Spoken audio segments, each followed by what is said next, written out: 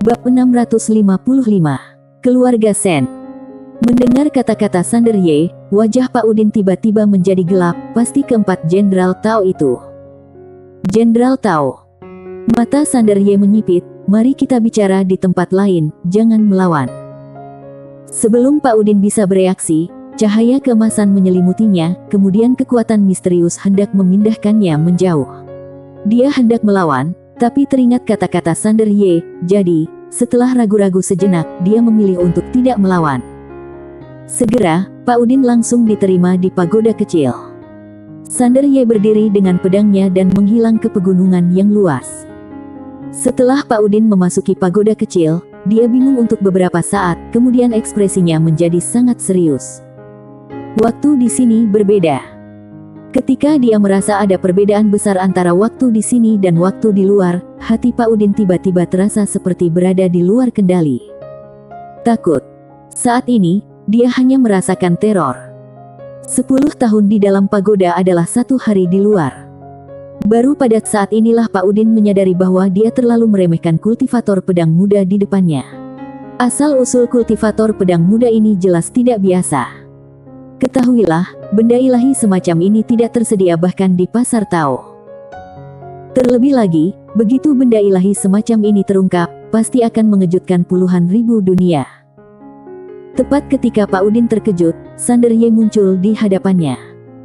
Melihat Sander Ye, Pak Udin buru-buru berkata, "Tuan Muda Ye." Sander Ye tersenyum dan berkata, "Kamu bilang ingin berlindung padaku." Pak Udin mengangguk. "Sander Ye, hanya karena keluarga Qi." Pak Udin berkata dengan suara yang dalam, "Benar." Sander Ye menatap Pak Udin dan tidak berkata apa-apa. Pak Udin tidak berkata apa-apa, menunggu Sander Ye mengambil keputusan. Dia tahu bahwa pemuda di depannya dapat mengetahui apakah perkataannya benar atau salah. Saat ini, Sander Ye tersenyum dan berkata, "Selamat bergabung di Akademi Guanxuan." Pak Udin tertegun, "Akademi Guanxuan?" Sander Ye mengangguk, "Ya." Pak Udin sedikit bingung, kenapa aku belum pernah mendengar tentang kekuatan ini. Sander Ye tersenyum dan berkata, "Kamu akan segera tahu." Dia tahu kalau tidak ada kecelakaan, ibunya akan membawa orang ke zaman kuno ini. Pak Udin melirik Sander Ye dan tidak berkata apa-apa lagi. Dia tahu bahwa kekuatan di belakang kultivator pedang muda di depannya pastilah klan tersembunyi. Untuk sekarang, sepertinya klan tersembunyi ini sangat mengagumkan, meskipun dia tidak tahu betapa hebatnya itu. Sander Ye tiba-tiba berkata, "Ceritakan padaku tentang pasar Tao." Pak Udin menarik kembali pikirannya dan mengangguk. Pemilik pertama pasar Tao, Bima Sakti Gu yang berasal dari tempat bernama Bima Sakti. Sander Ye tiba-tiba menyela Pak Udin, "Bima Sakti." Pak Udin mengangguk dan menatap Sander Ye, "Tuan Muda Ye tahu." Sander Ye mengangguk, "Ya." Bima Sakti. Dua sosok cantik tiba-tiba muncul di benak Sander Ye. Tentu saja dia tidak akan lupa bahwa ada dua wanita yang menunggunya di tempat itu. Dia harus meluangkan waktu untuk kembali. Sejujurnya, dia menyukai Bima Sakti. Pak Udin melanjutkan, setelah dia mendirikan pasar Tao, di bawah kepemimpinannya, pasar Tao secara bertahap berkembang dan akhirnya menjadi kamar dagang terbesar di dunia. Terlebih lagi, pasar Tao tidaklah sederhana. Di belakang pasar Tao, istilah kepemilikan saham oleh beberapa kekuatan besar juga ditemukan oleh pemilik pertama pasar Tao. Sander Ye mengerutkan kening, "Kepemilikan saham." Pak Udin mengangguk, "Ya, karena alasan inilah pasar Tao memiliki status yang sangat istimewa di dunia langit, dan tidak ada yang berani memprovokasinya." Sander Ye, ceritakan tentang kekuatan utama di berbagai dunia. Pak Udin melirik Sander Ye dengan sedikit bingung.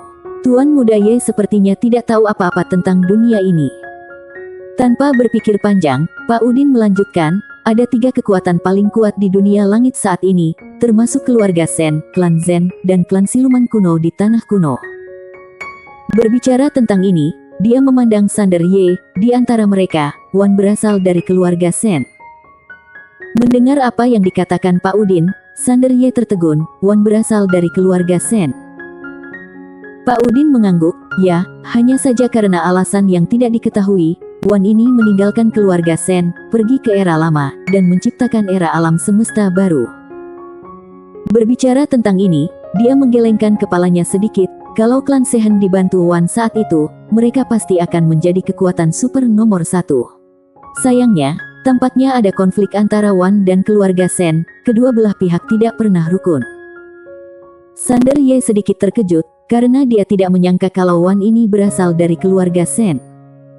Pak Udin melanjutkan, keluarga Sen memang sangat kuat dan selalu kuat. Bahkan sekarang, hanya klan Zen dan klan siluman kuno yang dapat bersaing dengan mereka. Faktanya, ketika Wan ada, aula dewa dia juga sangat kuat, sekuat dan setara dengan ketiga kekuatan ini.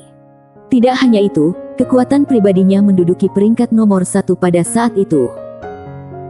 Berbicara tentang ini, dia memandang Sander Ye, banyak orang menginginkan warisan yang dia tinggalkan, karena pada saat itu, hanya Wan yang telah mencapai keilahian 100%. Tidak ada yang mencapainya sebelum dia, dan tidak ada yang pernah mencapainya setelah dia. Sander Ye berkata dengan lembut, jadi, akan ada lebih banyak orang yang akan menggangguku. Pak Udin mengangguk, tentu saja, karena warisannya kemungkinan besar memungkinkan orang mencapai 100% keilahian. 100% keilahian. Sander Ye terdiam. Setelah berhubungan dengan orang-orang berkuasa di ranah Shinto, dia menemukan bahwa semakin kuat keilahian, semakin kuat pula kekuatannya, dan jalan yang ingin dia ambil bukanlah jalan keilahian, tetapi jalan kemanusiaan. Apakah dia ingin menciptakan dunia baru untuk diri sendiri? Sander Ye tiba-tiba sakit kepala. Pak Udin tiba-tiba berkata, Tuan Muda Ye, apakah kamu khawatir? Sander Ye tiba-tiba sadar kembali, khawatir. Apa yang dikhawatirkan? Pak Udin berkata, khawatir mereka akan menimbulkan masalah bagi kamu. Sander Ye menggelengkan kepalanya dan tersenyum, aku tidak khawatir. Pak Udin. Sander Ye tiba-tiba berkata, bagaimana peringkat aula laksa dewa saat ini di antara dunia? Pak Udin berkata dengan suara yang dalam, kekuatan aula laksa dewa saat ini hanya dapat dianggap di atas rata-rata, karena perselisihan internal mereka terlalu serius. Sejak kematian Wan, aula laksa dewa telah mengalami perselisihan internal hingga hari ini, dan yang disebut dewa. Setelah mengatakan ini, dia menggelengkan kepalanya dengan sedikit sarkasme di bibirnya. Sander Ye tersenyum dan berkata, kamu tampaknya sedikit tidak senang dengan gelar ini untuk mereka. Pak Udin mengangguk, ya, pada saat itu, semua orang tidak keberatan kalau Wan disebut dewa. Bagaimanapun, dia adalah satu-satunya master di ranah Shinto dengan keilahian 100%, tapi sekarang yang disebut dewa itu. Mereka hanya bisa sombong di lingkaran mereka sendiri. Di luar, tidak ada orang yang peduli dengan mereka. Tapi kekuatan orang dari Sekte Xuan itu memang sangat kuat. Sander Ye, murid Wan. Pak Udin berkata, ya, dia adalah salah satu dari 2 siswa paling kuat di antara siswa Wan. Berbicara tentang ini, dia sepertinya memikirkan sesuatu, dan tiba-tiba melirik ke arah Sander Ye. Dia menemukan bahwa Sander Ye, sebagai pewaris Wan, bahkan tidak memahami aula laksa dewa. Apakah Tuan Muda Ye keluar dari batu? Sander Ye tiba-tiba berkata, kekuatan macam apa klan siluman kuno ini? Pak Udin berkata dengan suara yang dalam, tanah suci semua siluman. Sander Ye sedikit penasaran, tanah suci. Pak Udin mengangguk, ya, di tempat ini, tidak hanya terdapat banyak garis keturunan leluhur, tetapi juga terdapat mata air suci yang legendaris. Mata air suci ini dapat sangat meningkatkan garis keturunan dan fisik klan siluman. Kekuatan klan siluman kuno sangat menakutkan. Perlu disebutkan bahwa dunia gunung laut pernah menjadi bagian dari klan siluman kuno. Tapi, karena beberapa alasan, dunia gunung laut memisahkan diri dari klan siluman kuno. Ya. Pada saat ini, Sony juga datang dan berkata, dunia gunung laut memang bagian dari klan siluman kuno, tapi itu sudah lama sekali. Sander Ye sedikit penasaran, lalu kenapa kalian berpisah? Sony menjelaskan, umat manusia memiliki perselisihan internal, dan klan siluman juga mengalaminya. Di klan siluman kuno, ada juga perselisihan internal. Justru karena perselisihan internal itulah Raja Iblis di dunia gunung laut meninggalkan tanah kuno bersama sekelompok klan siluman. Tapi, karena terdapat mata air suci di tanah kuno, perkembangan klan siluman di dunia gunung laut tidak dapat mengimbanginya. Lama-kelamaan banyak monster kuat kembali ke tanah kuno, dan kekuatan di dunia gunung laut menjadi semakin lemah.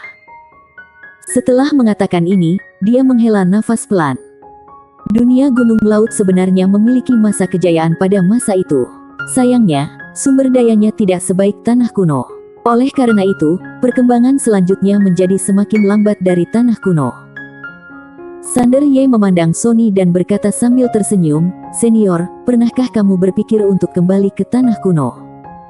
Sony juga tersenyum, tetapi tidak berkata apa-apa. Pak Udin tiba-tiba berkata, "Kalau Kak Sony ingin kembali, tanah kuno pasti akan menyambutnya. Tapi, tanah kuno belum tentu menerima dunia gunung laut karena tempat itu dianggap pengkhianat oleh tanah kuno." Berbicara tentang ini, dia melirik ke arah Sony. Faktanya, ketika dia melihat Sony, dia sedikit terkejut. Dia tidak menyangka bahwa bos besar dari dunia gunung laut juga akan mengikuti Tuan Muda Ye. Ketahuilah, meskipun kekuatan dunia gunung laut miliknya jauh lebih rendah daripada tanah kuno, kekuatan Sony tidak lemah. Bahkan kalau dia ditempatkan di tanah kuno, dia akan tetap berada di level bos.